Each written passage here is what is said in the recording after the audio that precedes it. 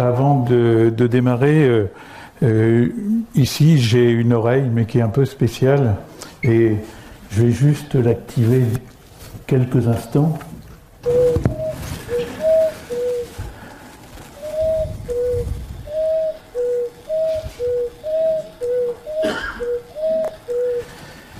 Voilà, cette oreille m'a été prêtée par Alain Brouard, que vous connaissez sans doute, qui est sculpteur à Tréborda.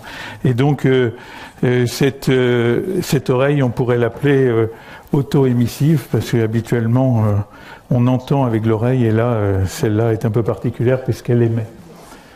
Donc, cette conférence, j'ai commencé, et vous l'avez peut-être eu l'occasion de lire, j'ai commencé par présenter une carte qui définit un peu tout ce qu'on va voir aujourd'hui. On ne va pas rentrer dans tous les détails, mais on va parler de physiologie, on va parler du fonctionnement, évidemment, mais il y a des aspects qui paraissent importants, c'est l'évolution de l'audition avec l'âge et aussi la prévention, parce qu'on voit bien qu'actuellement, il y a des risques très très forts pour, en particulier les jeunes, d'avoir une audition qui se dégrade un peu vite. Donc on va démarrer par la physiologie et par quelque chose d'assez général. Et là on voit donc bien généralement l'oreille telle qu'elle se présente avec les trois parties, c'est-à-dire l'oreille externe, l'oreille moyenne et l'oreille interne, et le lien qu'il y a entre l'extérieur et l'intérieur, qui est le tympan. Et derrière les tympans, on a la caisse du tympan, on va revenir là-dessus. Et, chose importante, on a la trompe d'Eustache, qui est le lien entre la caisse du tympan et la trachée, qui permet de rééquilibrer les pressions de part et d'autre. Au niveau de l'intérieur, ici on a la cochlée, on va détailler un petit peu plus tout à l'heure, le nerf auditif, et dans la caisse du tympan, on a trois osselets dont le plus petit, l'étrier, est excessivement petit et très léger, et il y a les trois os, étrier, enclume et marteau, qui ont pour but de transformer une vibration acoustique en une vibration mécanique et de transmettre au travers des fenêtres le signal vers la cochlée. Et donc le premier analyseur que l'on va voir, c'est la membrane basilaire.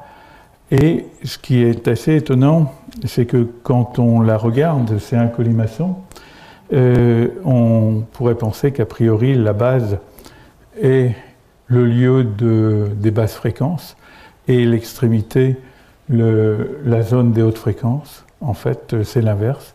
La zone des hautes fréquences est juste à la base. En fait, la membrane basilaire s'élargit vers l'apex.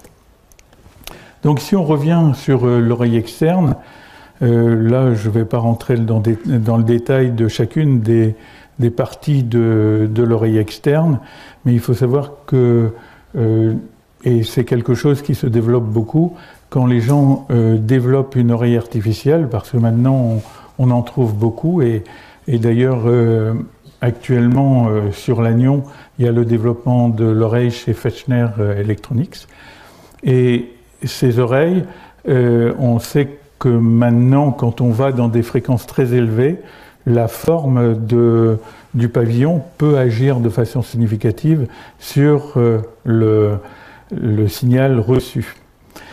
Une fois passé le pavillon auditif, on arrive au conduit auditif qui, comme tout tuyau, comme on a vu là, a une fréquence de résonance, et c'est pour ça qu'on a un maximum de sensibilité autour de 3000-4000 Hz. L'oreille moyenne, elle, que l'on connaît souvent quand on parle de l'oreille, on parle souvent de ces trois petits os dont j'ai parlé tout à l'heure, donc je ne vais pas revenir dessus, mais ce qui est important de voir, c'est le muscle qu'on appelle muscle de l'étrier et muscle stapédien. C'est un muscle excessivement important pour pour protéger l'oreille, enfin à condition de ne pas avoir des niveaux trop élevés, parce que le réflexe qui agit, même si le signal arrive sur une oreille, il va agir sur les deux oreilles simultanément, et il va rigidifier la chaîne des osselets, et grâce à ça, réduire la transmission du signal. Malheureusement, si cette action est réflexe, elle disparaît avec le temps. Et plus le signal est aigu, moins l'oreille sera protégée. Il y a en général les problèmes, la majorité des problèmes rencontrés dans le cadre de surdité n'est pas lié à cette partie-là. Même si on est gêné par les otites, les otospongioses sont beaucoup moins répandues que les autres dégradations de l'oreille qu'on va voir un peu plus tard. L'oreille interne, elle est beaucoup plus... C'est là où on commence à avoir une vraie complexité en proportion de ce que l'on vient de voir, qui est très mécanique. Là, on va arriver dans ce colimaçon, donc ces 2 tours et demi, et on voit, comme je vous l'indiquais tout à l'heure, ici, on voit qu'on démarre de la base, à partir des oreilles, des fenêtres, et on va aller jusqu'à l'apex. Et on part donc de la fréquence la plus aiguë à la fréquence la plus basse. Et en fait, l'épaisseur, la largeur est de plus en plus importante, et donc on va avoir des résonances qui vont être de plus en plus basses au fur et à mesure qu'on se déplace le long de la membrane. Ici, un schéma un peu plus complexe qui font apparaître les cellules qui sont excessivement importantes, et en particulier les cellules qu'on appelle les cellules ciliées. Ces cellules, elles interviennent de façon primordiale dans la perception. On a les cellules internes, ici, et on a les cellules ciliées externes. Et celles-là ont un intérêt majeur, parce qu'elles vont avoir pour effet de capter très finement les vibrations de la membrane basilaire. Ici, celles-là vont capter également les vibrations, mais il va y avoir des pics de sensibilité qui vont être renforcés par l'action des cellules ciliées externes. Et le problème que l'on rencontre, et on le verra tout à l'heure sur d'autres schémas, c'est que les cellules ciliées externes subissent très souvent des dommages irréversibles. Parce que le problème de ces cellules, c'est de ne pas pouvoir être régénérées. En tout cas, pour l'instant, on n'est pas capable de le faire.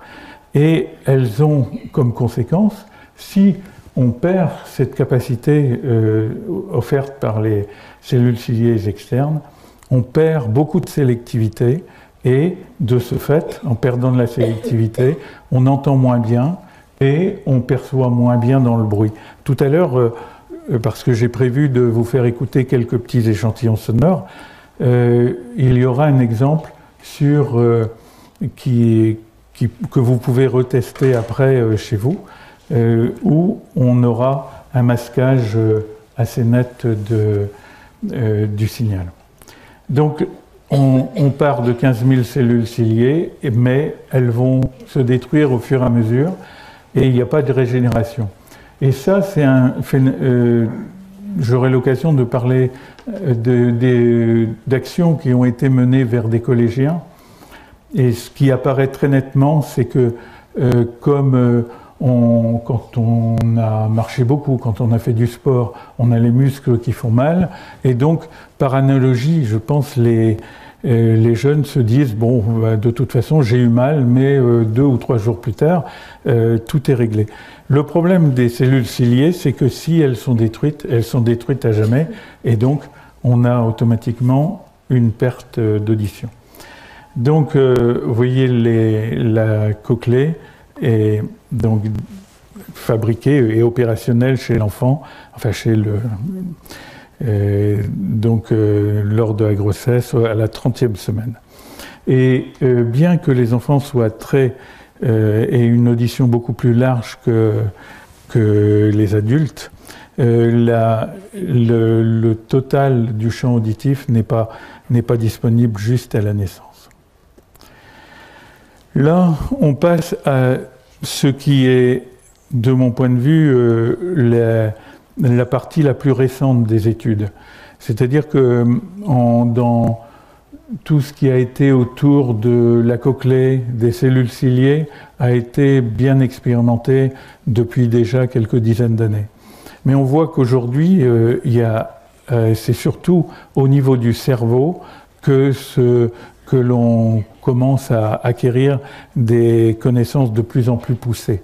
Et en fait, on se rend compte que, je vous parlais tout à l'heure du réflexe stapédien, eh bien, il y a d'autres réflexes qui existent au niveau de la partie cervicale.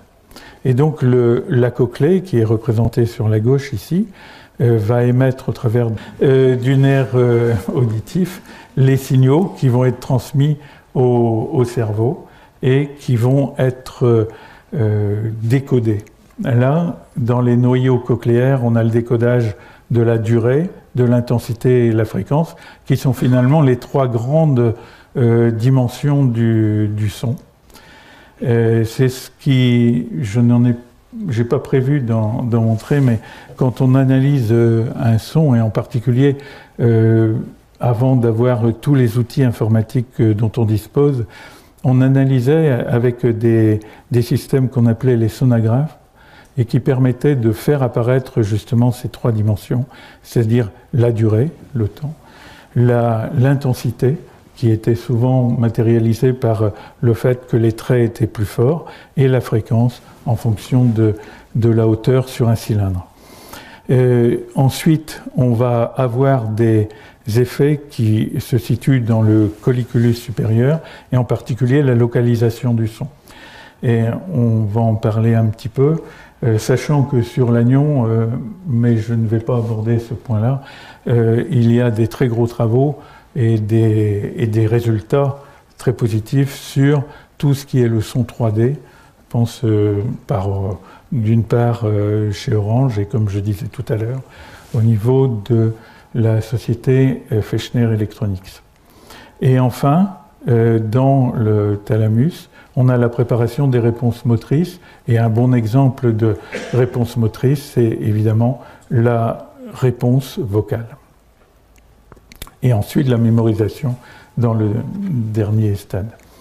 Alors le champ auditif d'un être humain, toutes ces données-là ne sont pas récentes parce que les premières choses qu'ont essayé de mettre en évidence les chercheurs, ça a été de savoir quel était, et de normaliser, le seuil d'audition, c'est-à-dire à partir de quand on entend ou à partir de quel niveau on n'entend plus. Et il y a aussi beaucoup plus haut ce qu'on appelle le seuil de douleur, mais autant il y a eu beaucoup d'études pour mesurer le seuil d'audition, autant heureusement il n'y a pas eu beaucoup d'études pour mesurer le seuil de douleur. D'autant plus que ce seuil peut être très variable d'un individu à l'autre, mais on voit que le champ auditif, classiquement 20 000 Hz à 20 000 Hz, et donc une dynamique excessivement importante, et on voit que le minimum de seuil se situe autour des 3000 Hz, c'est-à-dire la zone au niveau de laquelle on a la résonance du conduit auditif. Une chose qui est importante, c'est de voir que le seuil d'audition n'est pas du tout le même en termes de niveau acoustique quand on est à son minimum, c'est-à-dire autour de 3000 Hz, 4000 Hz suivant les individus. On voit qu'en très basse fréquence, la sensibilité de l'oreille est beaucoup moins bonne. Donc on a ce champ auditif dans lequel on est capable de discriminer la fréquence, de discriminer les niveaux. Mais on voit que tous les animaux n'ont pas nécessairement le même champ auditif que nous. Et en particulier, on voit les souris qui ont un champ auditif qui va beaucoup plus haut. Et c'est pour ça qu'on a des systèmes anti-rongeurs qui émettent des sons aigus, ceci dit. Ils sont aigus pour des gens comme moi qui ont perdu déjà des fréquences élevées, mais on a fait l'expérience que les plus jeunes peuvent être sensibles à ça. Le marsouin aussi a une étendue spectrale de champ auditif énorme, et on voit de plus en plus des travaux pour essayer de réduire le bruit sous la mer, pour ne pas perturber les animaux. Le chat aussi entend relativement aigu, et on voit qu'il y a un bon recouvrement quand même entre la souris et le chat. C'est peut-être pas par hasard. Et évidemment, celui qui entend les très basses fréquences, eh bien, c'est l'éléphant. Alors, il existe énormément de... là, je n'ai pris que quelques exemples, mais il y a évidemment, pour chacun des animaux, on peut trouver ce genre de données. Et là encore, ce ne sont pas des données récentes, mais qui ont de l'importance c'est le fait qu'on a des courbes de pondération. Et souvent, quand vous voyez des niveaux de bruit, par exemple pour un appareil ménager ou autre, on va parler de dBA. En fait, on va utiliser une courbe qui est la courbe qui se trouve, donc qui est marquée A, c'est-à-dire qui apporte un affaiblissement très considérable dans les basses fréquences. Et en fait, cette courbe, elle est plutôt adaptée à des niveaux faibles, puisque sur le côté gauche de la figure, vous voyez les courbes isosoniques, c'est-à-dire en fonction pour un niveau donné, par exemple, on va dire qu'on émet à 1000 Hz à un niveau de 70 dB, et on va demander aux gens, en faisant varier la fréquence, d'indiquer pour quel niveau, par exemple à 2000 Hz, à 5000 Hz, quel niveau acoustique est nécessaire pour qu'ils aient la même perception auditive, qu'ils aient la même sonie. Et on voit que plus on monte en niveau, donc quand on approche les 100 phônes, le phone étant l'unité de sonie, on voit que la courbe est de plus en plus plate. Et alors que quand on prend des valeurs relativement faibles, on voit que la courbe est très pentue dans les basses fréquences et même remonte dans les fréquences aiguës. Ce qui fait que quand on fait une mesure en dBA, eh bien on filtre assez significativement les basses fréquences et également les hautes fréquences. Ce qui fait qu'actuellement, pour certaines normes en particulier de niveau de bruit dans les lieux festifs, les normes vont vers le dBc, c'est-à-dire celui qui atténue moins les basses fréquences que la pondération A. Basé sur ça, on a un deuxième effet dans la perception auditive, c'est ce qu'on appelle l'effet de masque. C'est-à-dire, vous avez tous expérimenté cet élément, c'est-à-dire que on va avoir un son qui va apparaître, ça peut être un son pur comme sur la figure qui est ici, mais ça peut être également dans la voiture, vous êtes à l'arrêt, vous écoutez la radio et vous vous rendez compte que, à condition que vous n'ayez pas un réglage automatique sur votre lecteur radio ou de CD ou USB, eh bien vous êtes obligé d'augmenter le niveau sonore pour écouter d'une façon confortable. Eh bien cela, c'est dû à l'effet de masque qui est donc centré, si on prend une fréquence pure, qui est centrée sur cette fréquence et qui est dissymétrique. C'est-à-dire qu'il va masquer plus les fréquences aiguës que les fréquences basses, et son étendue va être de plus en plus importante que son niveau est élevé. Et c'est utilisé, ça a été beaucoup utilisé, et ça l'est toujours, pour le codage du signal.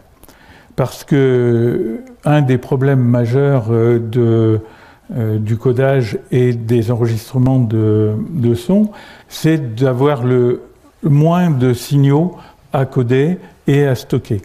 Et donc, un des éléments qui est utilisé pour réduire le nombre d'informations à coder, c'est d'utiliser l'effet de masque.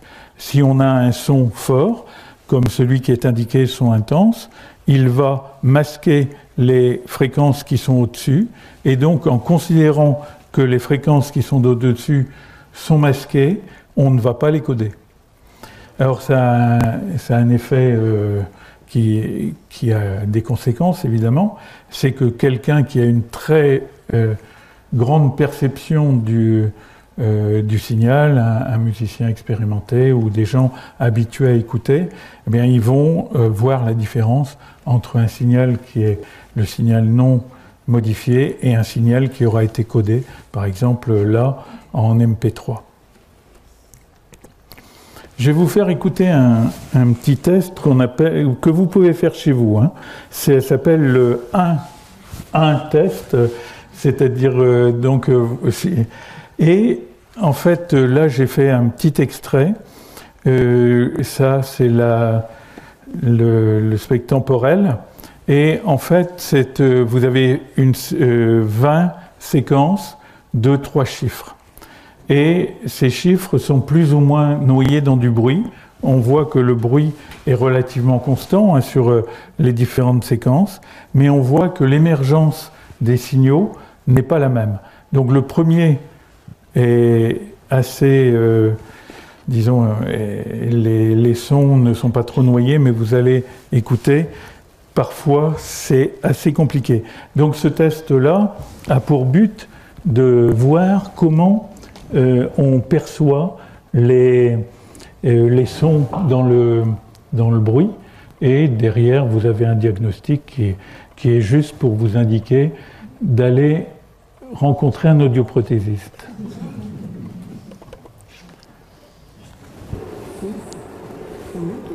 Je vais mettre plus fort si vous voulez.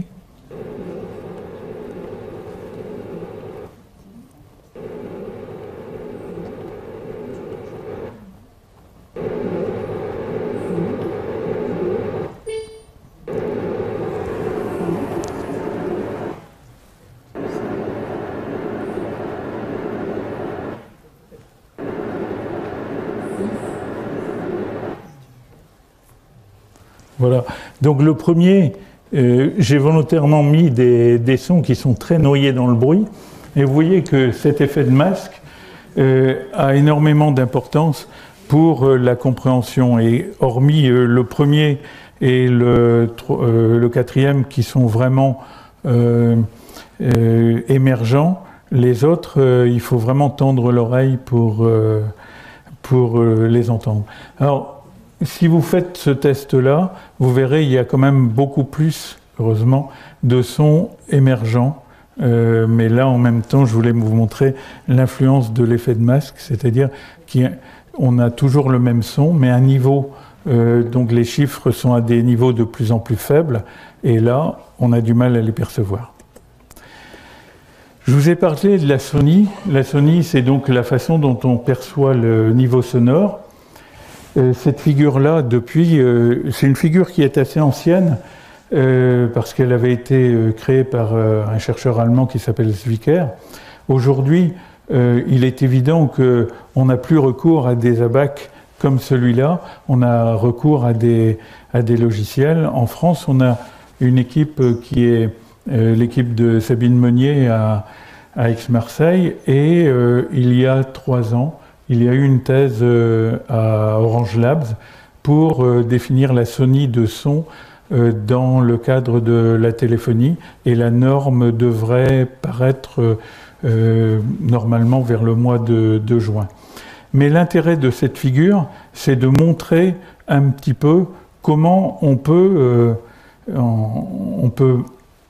évaluer le niveau sonore d'un son complexe. Tout à l'heure, on a vu la sonie d'un son pur.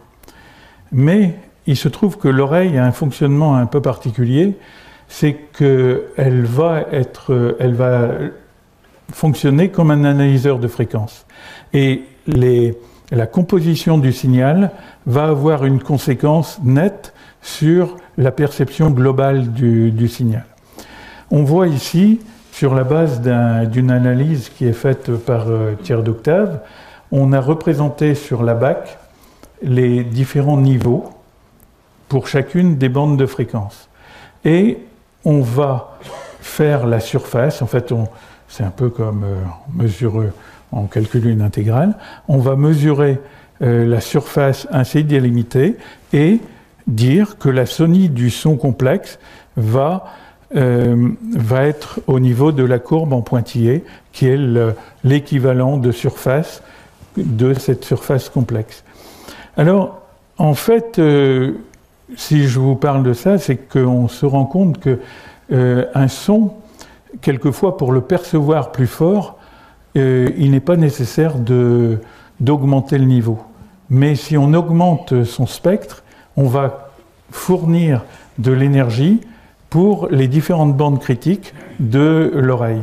Et d'ailleurs, j'ai un exemple qui est assez antique, mais qui est assez représentatif. Les sonneries téléphoniques des vieux téléphones, les téléphones gris par exemple, étaient à base d'une sonnette qui tintait. Donc un spectre excessivement large. Et sont apparues ensuite les sonneries électroniques simples avec une seule fréquence. Et les gens qui, heureusement après, ils ont embauché des acousticiens, mais à l'époque, chez les constructeurs, il y avait surtout des électroniciens.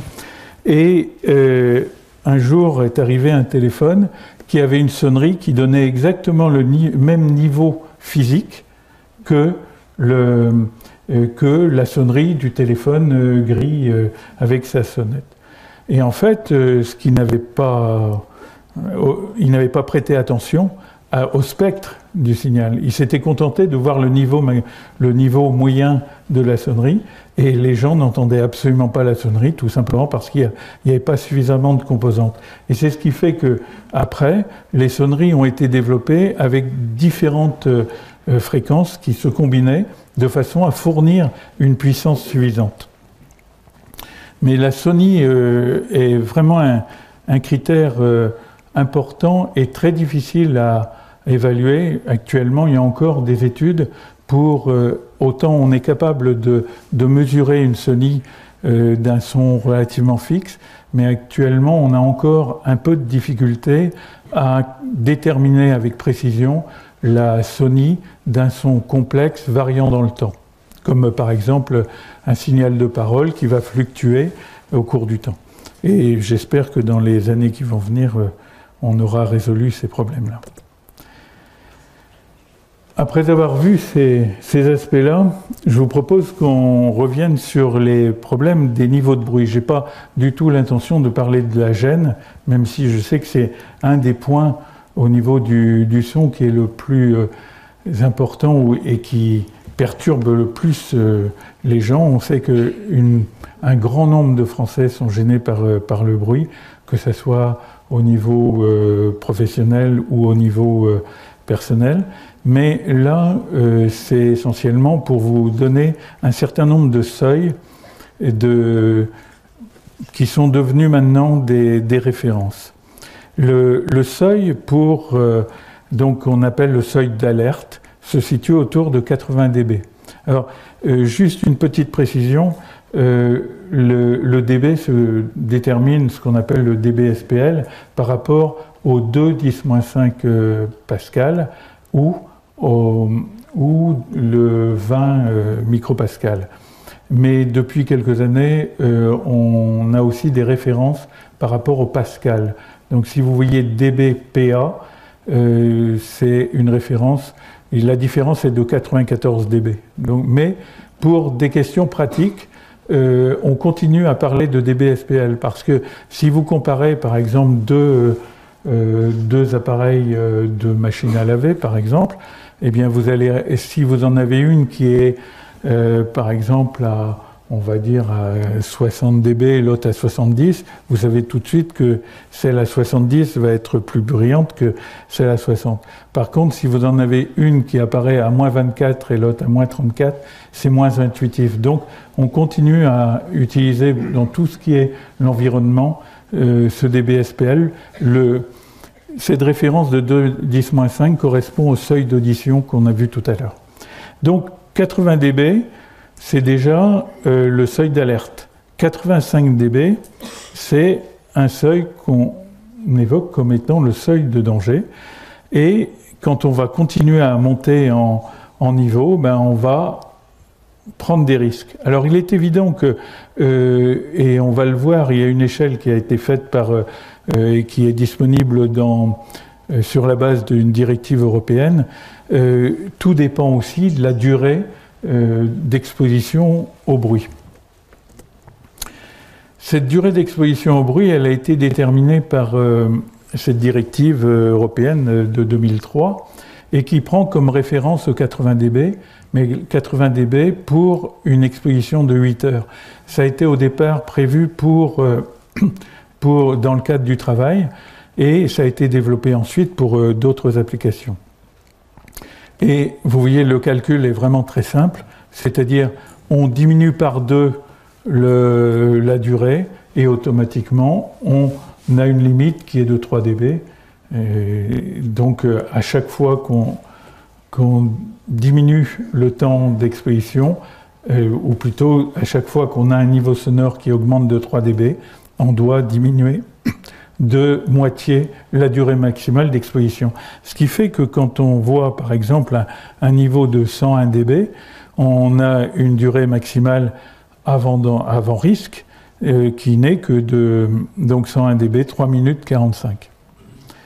Et on va voir tout à l'heure que le problème d'un certain nombre de jeunes, c'est celui d'écouter pendant un nombre d'heures assez considérable et à des niveaux qui sont élevés.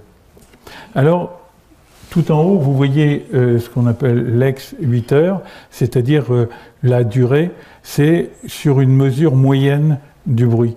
Et la limite en crête est de 112. On va aborder maintenant un autre aspect qui est celui de la perception et de la localisation.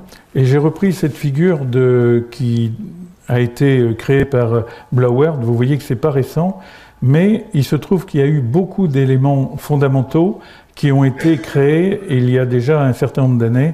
Blauert était la référence absolue sur l'écoute binaurale jusqu'à sa disparition.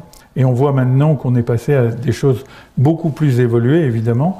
Mais ce qu'il y a d'intéressant dans cette figure, c'est de voir que la perception que l'on a d'un son apparaissant devant ou apparaissant derrière dépend de la fréquence.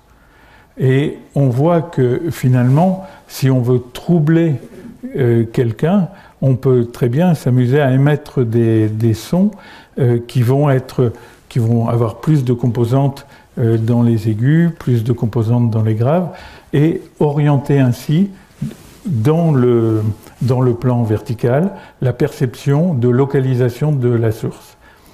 Et il y a un point, on voit ici devant le sujet qu'on a autour de 2 kg et un peu plus haut.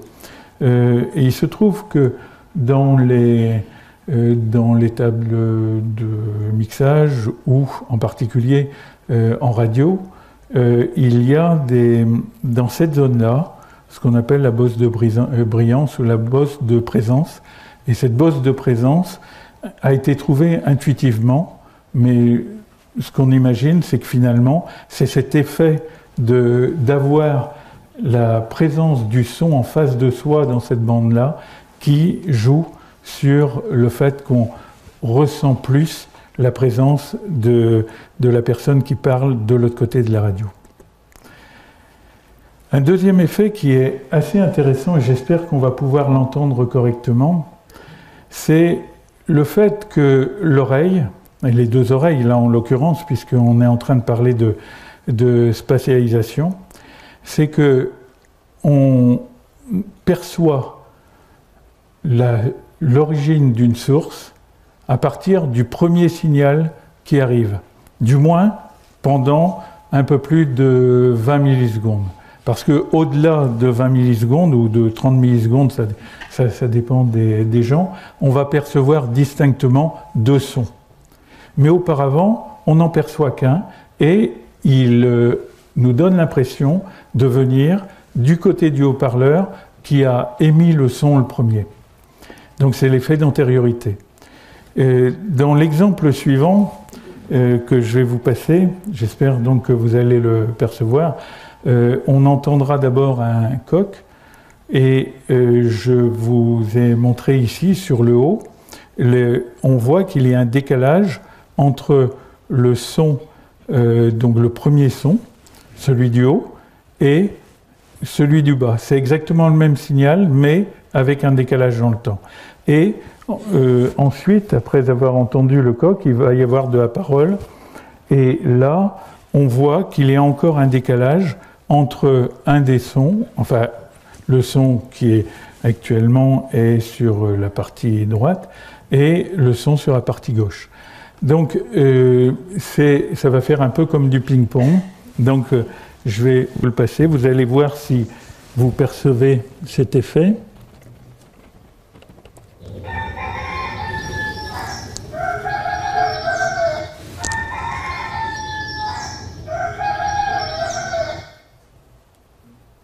C'est un lieu où on se pose, où on vit. Alors on entend bien par là, par moment, un petit peu aussi des personnes parler des heures pour le train, un chant de coq. Est-ce que vous le percevez? À mon avis, c'est plus facile ici. Vous l'avez perçu? Oui? C'est peut-être plus compliqué ici parce que le problème, c'est que vous avez tous les sons qui viennent là. Tout le monde a entendu ou vous voulez que je le repasse? Hein?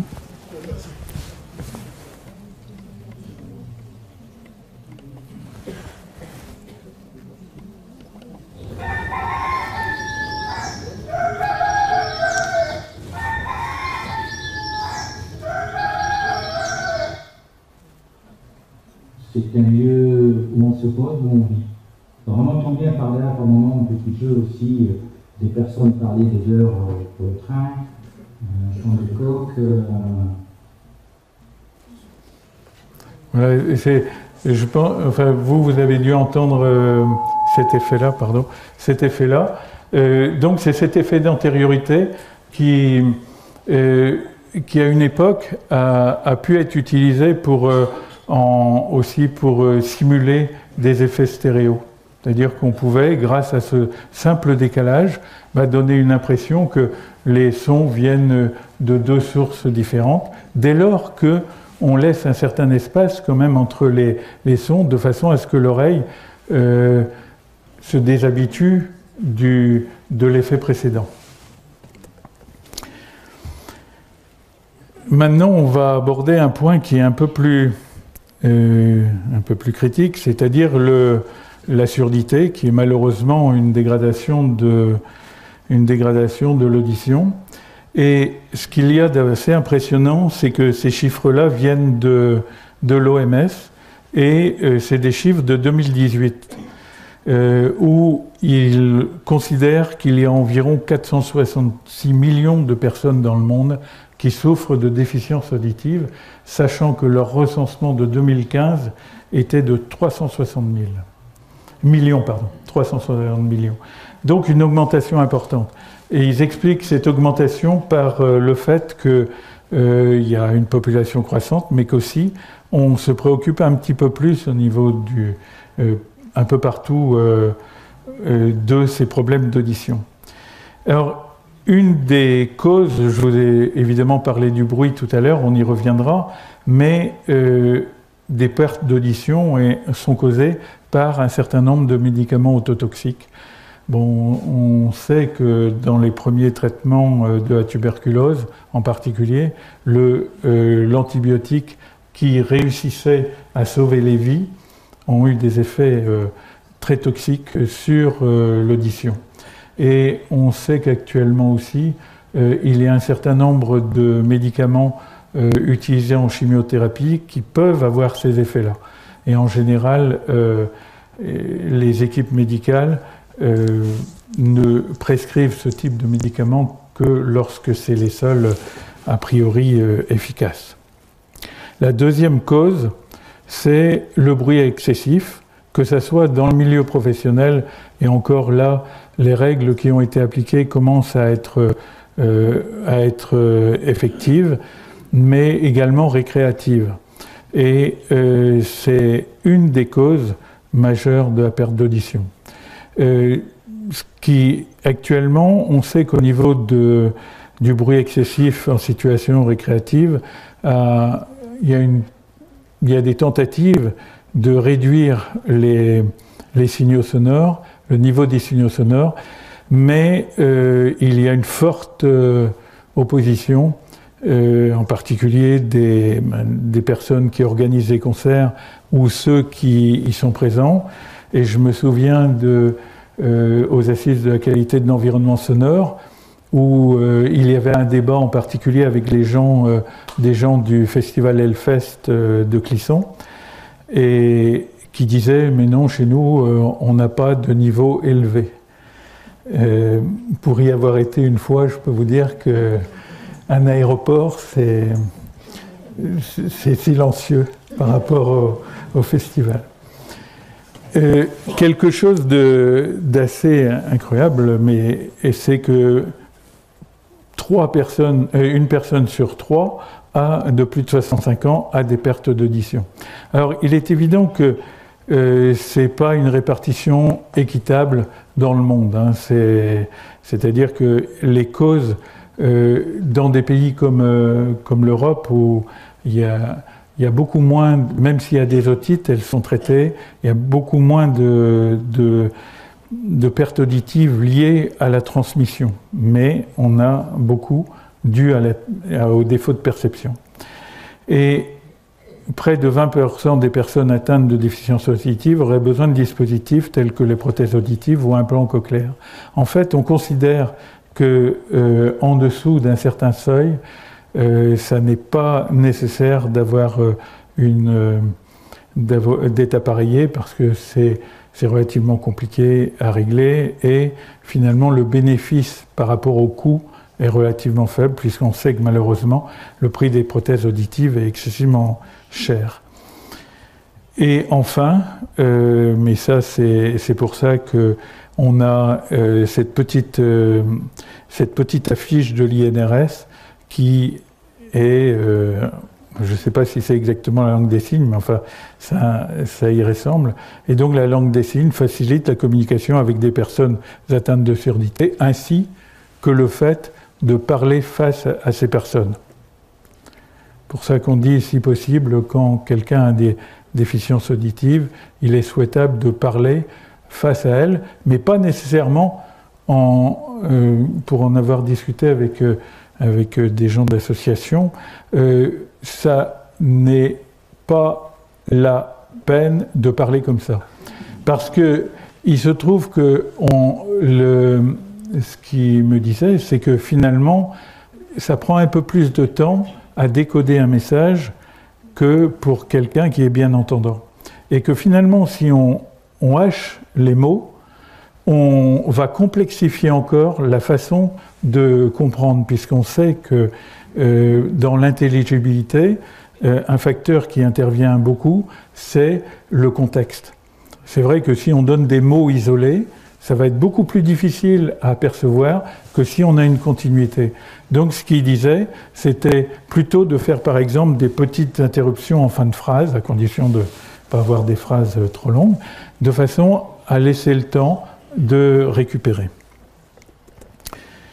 Et quand je vous disais tout à l'heure qu'on n'appareille pas tous les gens qui commencent à avoir des pertes auditives, en particulier on considère que jusqu'à 20 dB de perte, on est dans une audition normale. Alors évidemment, on met en milieu calme, ou peu bruyant. Hein, je vois qu'il y a une petite erreur là. C'est en milieu calme ou peu bruyant. 20 à 40 dB, c'est une perte légère. Et les pertes moyennes et sévères et profondes, ben là, on arrive à des faiblissements qui sont excessivement forts. Et ça a pour conséquence, évidemment, de vouloir augmenter le volume pour mieux entendre. Et on voit que pour les pertes sévères et profondes, bien, il y a de très grosses difficultés et pour s'entendre. et surtout de percevoir ce qui se passe. Et cela, vous l'avez vu tout à l'heure, c'est d'autant plus renforcé qu'il peut y avoir du bruit.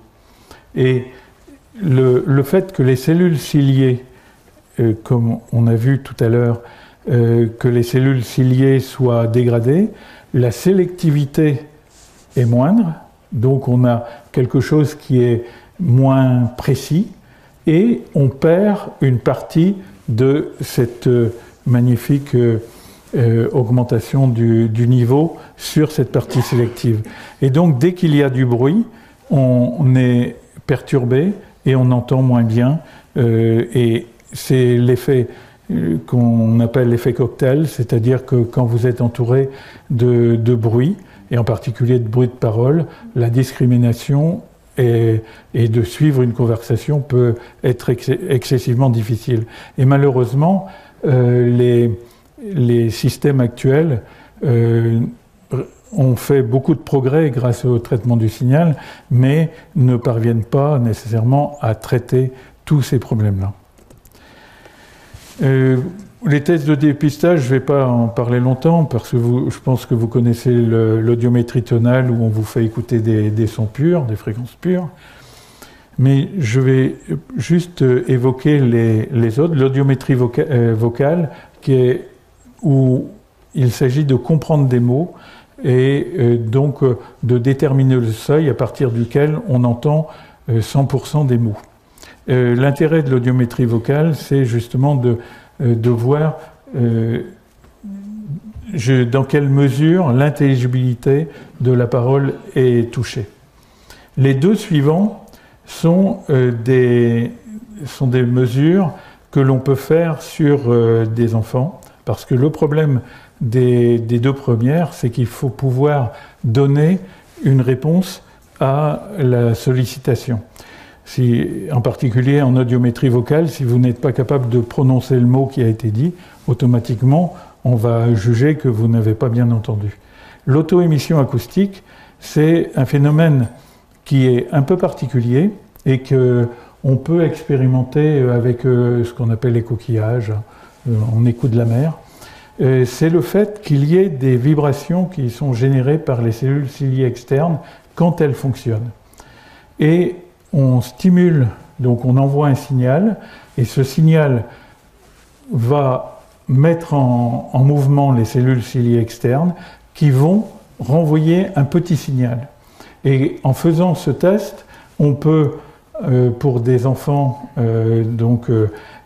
très jeunes, on peut avoir une première analyse. Alors évidemment, ça ne va pas nous donner le fait qu'on ne va pas avoir le niveau de dégradation s'il y a perte auditive, mais au moins on peut savoir si les cellules ciliées externes sont fonctionnelles ou pas. Et le deuxième, c'est ce qu'on appelle les potentiels évoqués auditifs, où là on fait une mesure à partir d'électrodes passées sur le cuir chevelu. Bon, c'est quelque chose d'un peu plus complexe, on le trouve surtout dans les hôpitaux. Alors les troubles auditifs avec l'âge, on appelle ça, je pense que vous connaissez tous, c'est la presbyacousie. Et on voit sur le graphique que malheureusement avec l'âge, on perd pas mal dans les aigus. Ce qui a eu d'ailleurs comme conséquence, parce que quand on compare par exemple 20 ans, 40, 60, ce qui a eu pour conséquence chez un certain nombre de personnes, de créer ce qu'on a appelé le mosquito. Je ne sais pas si vous en avez entendu parler. C'était là où des jeunes se rassemblaient, on émettait des fréquences très aiguës, très fortes, que n'entendait pas la majorité des gens, mais qui avaient pour but de créer des douleurs importantes et donc de faire fuir les jeunes. Il y a un bouquin très intéressant sur tous ces effets-là qui a été écrit par son prénom, je ne sais plus, Vauclair. Je m'excuse, je ne sais plus son prénom en tête. Et donc on voit qu'effectivement, quand on avance en âge, on perd de l'audition dans les aigus. Dans les basses fréquences, c'est relativement peu. Mais comme la compréhension des voyelles ou d'un certain nombre de consonnes, et les formants sont distribués relativement dans des fréquences au-dessus de 1000 Hz, la discrimination devient moins grande, hormis ce problème de sélectivité, et donc on entend moins bien. Il y a un autre... Enfin, je vous disais tout à l'heure, les systèmes anti-souris, on voit qu'effectivement, dans la bande que j'évoquais, eh bien, les jeunes sont assez peu perturbés, enfin, n'ayant pas beaucoup de pertes, sont perturbés par ces équipements-là, alors que des personnes plus âgées ne vont pas être gênées du tout. Alors, le problème, c'est que c'est irréversible. Comme on l'indiquait tout à l'heure, c'est que ce sont des dégradations de cellules qui ne sont pas refaites. Et c'est pour ça qu'aujourd'hui, ce qu'il faut, c'est préserver au maximum l'audition pour ne pas se trouver dans la situation de perdre ses capacités, parce qu'elles sont difficiles à retrouver, même si au fur et à mesure, on réussit à traiter de mieux en mieux cet aspect-là. Alors j'ai indiqué mes proches perdent l'audition, à quoi dois-je faire attention quand on leur parle? C'est ce que je vous indiquais, être en face pour parler, avec un visage bien visible, parler plus fort et clairement, sans crier et sans ânonner non plus, et atténuer le bruit ambiant. Parce que on le sait, c'est que dès qu'il y a du bruit ambiant, on va avoir un effet de masquage, et cet effet de masquage va venir se superposer sur les difficultés que l'on rencontre pour entendre. Voilà à gauche des cellules ciliées qui sont intactes et en B les cellules ciliées détruites. On voit qu'effectivement ça représente un certain carnage, et quand on voit qu'effectivement là encore on a l'impression que les cellules ciliées internes sont il y a beaucoup de pertes, mais les cellules ciliées internes, en fait, quand on a une vue comme celle-là, on voit que beaucoup ont été dégradés, parce que on voit ces petits V sur la gauche, et c'est totalement chaotique sur la partie droite. Et ces surdités sont ce qu'on appelle les surdités de perception, c'est-à-dire une dégradation ou un dysfonctionnement de l'oreille interne. Un autre point qui est apparu très problématique pour de plus en plus de gens, c'est le problème des acouphènes. Et ce chiffre-là,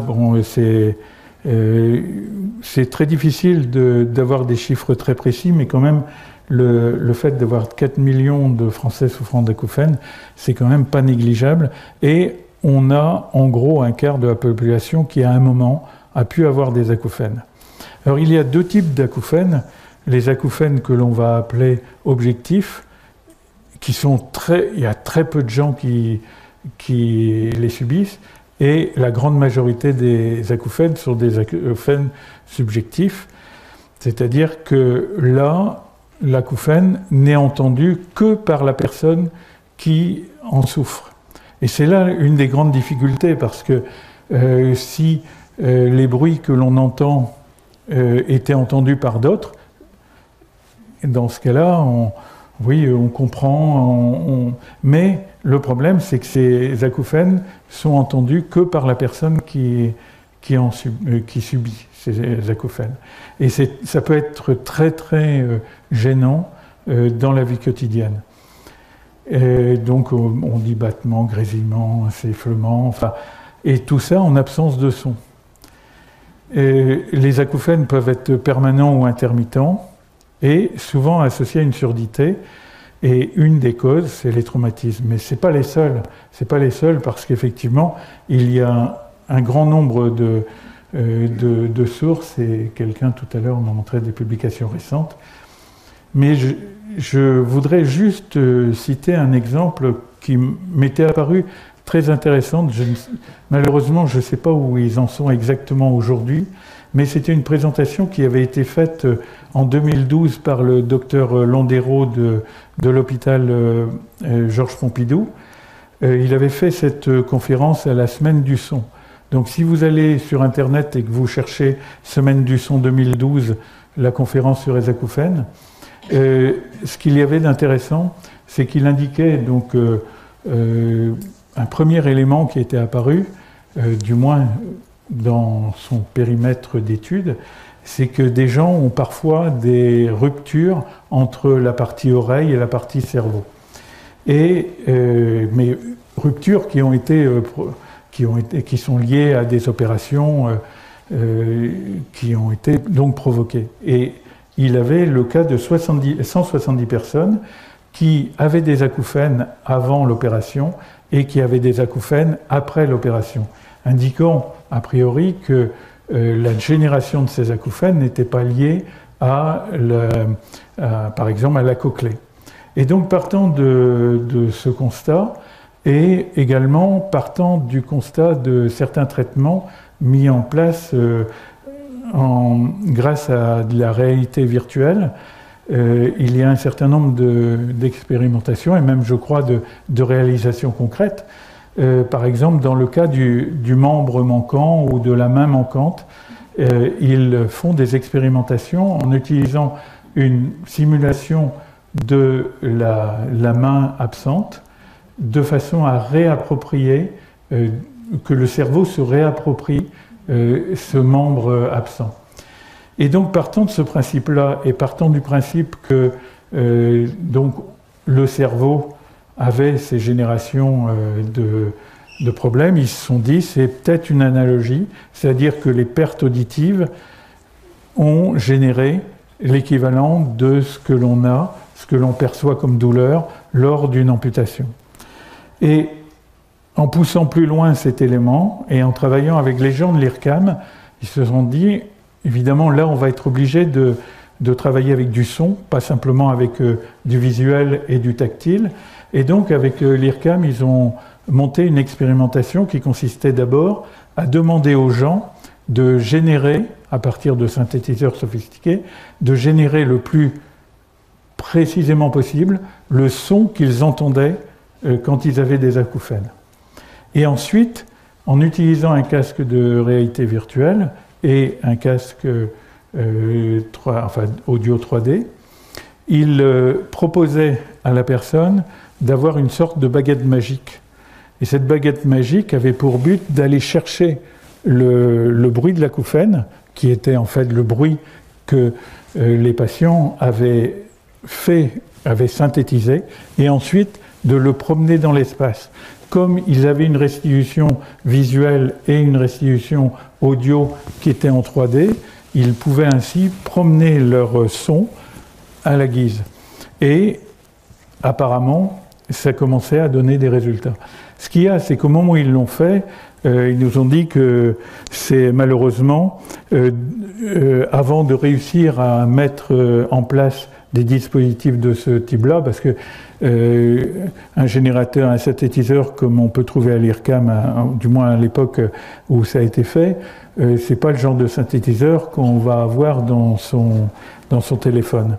Et donc ça nécessitait d'abord d'améliorer la méthode, ensuite de la rendre accessible plus facilement qu'avec ces études de base.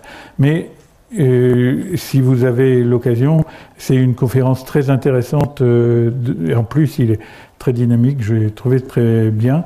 Malheureusement, je n'ai pas trouvé récemment de publication sur cet élément-là, même si le docteur Londero a fait régulièrement des conférences sur les acouphènes.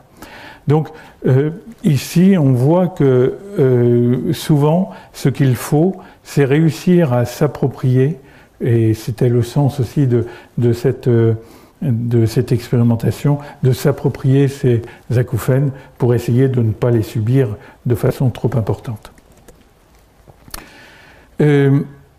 On était plutôt sur la presbyacousie, là juste quelques éléments qui viennent d'une étude qui a été menée en Seine-Saint-Denis auprès des collégiens.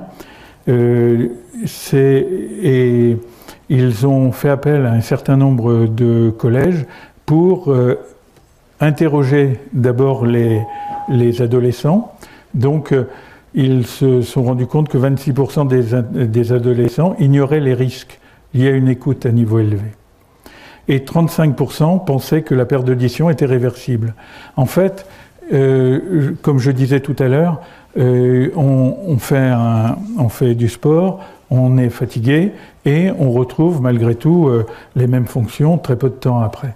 La fatigue auditive, on peut l'apercevoir aisément quand on a un travail dans un milieu bruyant où on se rend compte qu'au bout de la journée, on a perdu un peu d'acuité auditive. Mais cette perte est tout à fait temporaire et n'a pas d'effet négatif. Nous avions mené à une époque une étude sur la fatigue auditive dans les centres d'opératrices et j'avais eu l'occasion de m'apercevoir effectivement qu'il y avait de légères baisses à la fin de la journée de travail, mais le lendemain, si on refaisait l'audiogramme de ces personnes, l'audition était exactement la même que le matin précédent. Donc la fatigue auditive, elle, c'est quelque chose qui est réversible. Par contre, les pertes d'audition, par destruction par exemple des cellules ciliées, est irréversible. Et, chose impressionnante, 65% des élèves avaient ressenti des acouphènes. C'était des élèves de collège, puisqu'il y avait 31 collèges qui participaient au panel. Suite à ça, ils ont demandé aux jeunes qui avaient leur système d'écoute de laisser leur système d'écoute tel qu'ils l'utilisaient de façon courante. Et ils ont fait une mesure avec une tête artificielle, comme vous pouvez le voir, et ils se sont rendus compte que pour 68%, le niveau était inférieur à 85 dB, ce qui était déjà élevé, mais qui était raisonnable, mais que par contre, pour 2%, le niveau mesuré était supérieur à 100 dBA. Donc déjà quelque chose d'important, et que la dose de bruit, c'est ce qui est mesuré par exemple sur un poste de travail, pour voir combien de temps la personne peut rester, ça rejoint la directive tout à l'heure, que 30% des collégiens dépassaient la zone de bruit, la dose de bruit. Et on voit ici que 17% écoutaient plus de 5 heures par jour. Donc si le niveau est très élevé, on voit qu'effectivement le risque c'est d'avoir des pertes auditives. Donc comme je le disais, c'est un petit peu un résumé. Attention au son fort et prolongé. La fatigue auditive, donc on a une perte temporaire. Et il y a un deuxième facteur dont on entend parler de plus en plus, c'est l'hyperacousie, c'est-à-dire le fait qu'on est gêné même par des bruits faibles. C'est un premier élément d'alerte. Il vaut mieux, si on se rend compte qu'on a ce type de phénomène, si on a du mal à supporter certains bruits, mais tout en ayant l'impression d'avoir une audition tout à fait normale, il est préférable de consulter. Alors pour se prémunir de ça, on peut utiliser des casques, on peut utiliser bouchons d'oreille, et à droite, c'est mon petit-fils qui porte des protections d'oreille pour bébé. C'est possible dès le plus jeune âge. Et là, à titre d'exemple, c'est une étude qui a été menée par l'INRS, qui vous montre à peu près l'affaiblissement moyen quand on utilise des bouchons d'oreille préformés, des bouchons en mousse pour vraiment pratiquer. On voit que en basse fréquence, c'est pas très très efficace, mais dans les aigus, c'est pas si mal. Et évidemment, si on veut vraiment avoir une protection plus importante, on voit que d'une part, les bouchons moulés individuels, c'est-à-dire qui ont été conçus pour avoir le meilleur positionnement dans sa propre oreille, ou les casques avec un serre-tête sont ceux qui donnent le plus de performance. Des résultats qui avaient été publiés dans le cadre du Congrès français d'acoustique en 2014. Je vais pas passer beaucoup de temps sur les aides auditives parce qu'effectivement, il faudrait détailler tout ça, mais je vous donne un exemple de ce que l'on peut trouver. Sur la gauche, c'est les prothèses ou les aides auditives en conduction aérienne, c'est-à-dire qui disposent d'un ou de plusieurs microphones et d'un écouteur qui amplifie et modifie le son qui est fourni à l'oreille externe. Et donc, plein de formes différentes. Et sur la droite, on a d'une part la conduction osseuse en bas, c'est-à-dire quand la partie de transmission, c'est-à-dire suite à des autospongioses ou à des destructions de l'oreille moyenne, on peut utiliser on place un élément qui va faire vibrer l'os derrière l'oreille. Ça peut être aussi au travers d'une paire de lunettes.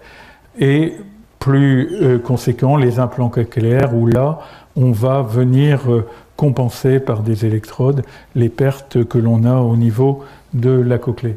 C'est quelque chose qui permet à des gens qui n'ont plus d'audition du tout de pouvoir entendre, mais ça nécessite un apprentissage assez conséquent parce qu'évidemment, les signaux qui sont fournis ne sont pas évidemment les signaux qu'on aurait avec une oreille normale. Par contre, ce qu'on peut dire, c'est que depuis quelques années, même si c'est pas parfait, il y a eu beaucoup de progrès. À une époque, on se contentait d'amplifier globalement un signal, ce qui avait pour conséquence d'amener souvent des niveaux de la douleur pour les gens qui utilisaient ces appareils, parce que finalement, on se rend compte que non seulement les gens ont une augmentation du seuil d'audition, mais ils ont également le seuil de douleur peut être plus bas. Donc d'amplifier globalement, ce n'était pas une solution, donc on utilise des bandes de fréquences. Des possibilités de s'adapter à différents environnements acoustiques, en particulier en essayant de réduire, par exemple, la réverbération d'un lieu, de réduire les bruits, en particulier les bruits de fond, dès lors qu'ils sont relativement stables, et aussi d'utiliser des technologies qui sont utilisées par par exemple dans les prises de son multicanaux, des antennes microphoniques ou des multimicrophones, ce qui permet d'augmenter la directivité des prothèses et donc de choisir plus finement la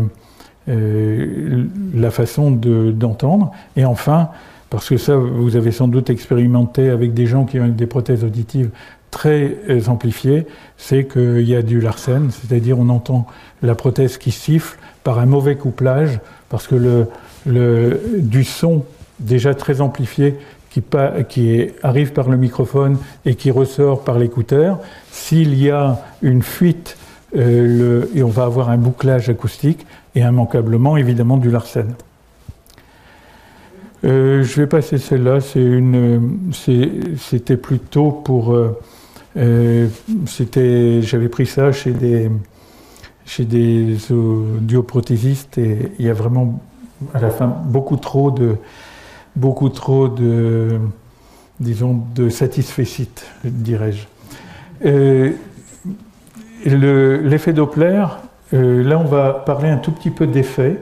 Bon, l'effet Doppler, vous le connaissez tous, parce qu'effectivement on l'a expérimenté avec les ambulances et autres, c'est le fait que quand une source s'approche de nous, ou quand elle s'éloigne, on n'entend pas le même son. Et là, je vais vous passer 3 sons différents. Le premier, c'est une mobilette, c'est peut-être pas le plus agréable. Ensuite, on va écouter quelque chose qui a été fait par l'Université du Mans dans le cadre d'un cours disponible sur Internet, c'est de montrer à partir de fréquences pures, donc une fréquence de 1000 Hz, et des déplacements à 2 vitesses différentes. Bon, c'est pas des sons qui sont très agréables, à vrai dire, mais...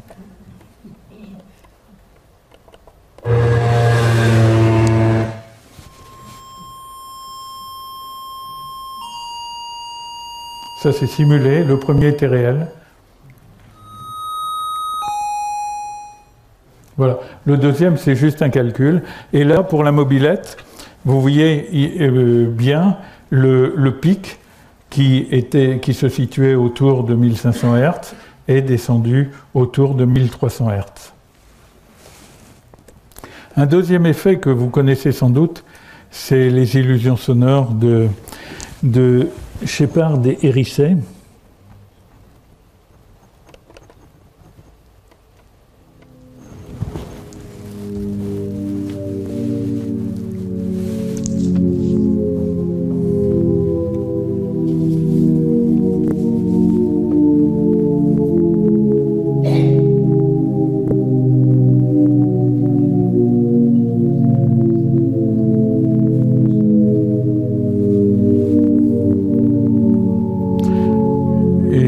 Continue, ça va continuer.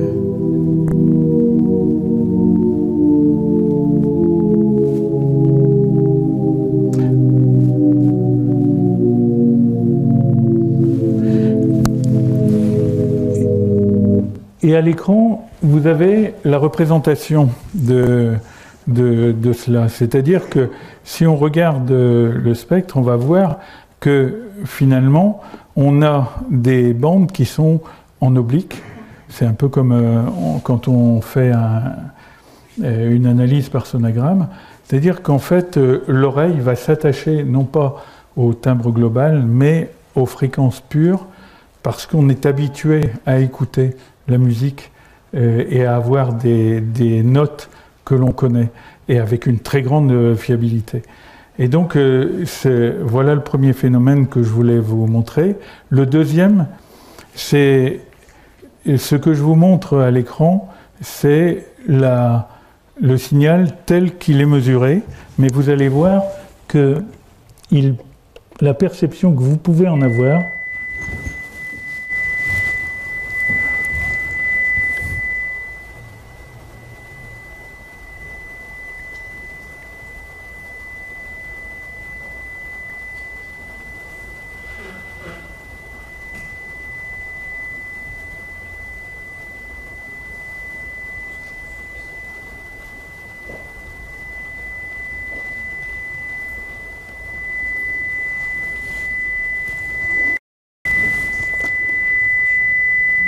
je ne sais pas ce que vous percevez là au travers de ça. C'est-à-dire que l'impression qui est donnée, c'est celle d'avoir un signal qui va toujours augmenter. Et en fait, comme vous le voyez, le dernier signal est au même niveau que le premier signal. Mais il se trouve qu'on a une variation brutale et ensuite une décroissance lente sur 8 secondes.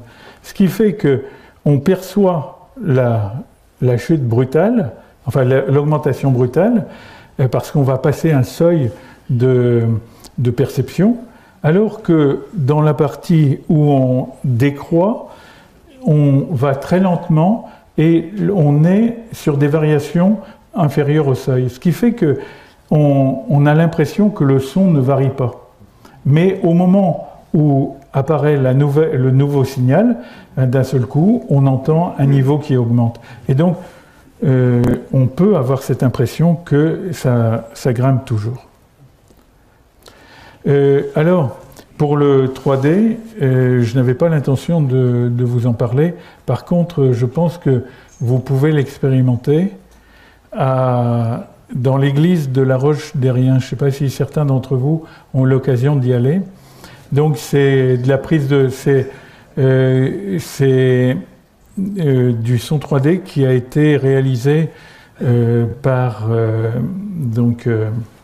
Pascal Rueff, qui a l'Agence du Verbe, et qui représente une période de la guerre de succession de Bretagne.